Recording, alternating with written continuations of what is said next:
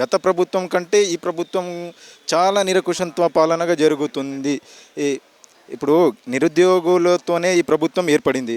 కానీ నిరుద్యోగులే మా ఎజెండా అని చెప్పిర్రు. కానీ ఇప్పుడు దాకా ఒక స్పందన లేదు. జాబ్ క్యాలెండర్ అంటారు. జాబ్ క్యాలెండర్ అంటే ఇంకా జాబ్ క్యాలెండర్ మీకు 3-4 మంత్స్ పడుతుంది. ఇంకో మళ్ళీ నోటిఫికేషన్ ఇస్తారు. మళ్ళీ 1 ఇయర్ పడుతుంది. మళ్ళీ మేము 1 ఇయర్ దాకా కూర్చోవాలా? మా సమస్య తెలుసుకోండి, పరిష్కరించండి. కానీ మమ్మల్ని ఇలా ఇబ్బంది పెట్టకండి. ఇది మా ప్రాబ్లం. ఇప్పటికీ ప్రభుత్వం స్పందించకపోతే మీరు ఏం చేద్దాం అనుకుంటున్నారు? మా కార్యాచరణ చేసుకుంటాం. ఇప్పుడు బక్కా జర్సన్ గారు అమరనీయ దీక్ష చేస్తారు. ఒకవైపు అశోక్ సార్ గారు ఒకవైపు అమరనీయ దీక్ష చేస్తారు. మొన్న వరకు కూడా మోతీలాల్ నాయక్ గారు చేసిరు. కానీ ఇప్పుడు దాకా స్పందన రాలేదు. సీఎం రేవంత్ రెడ్డి గారు ఇప్పటికే 17 సార్లు ఢిల్లీకి పోయిండు.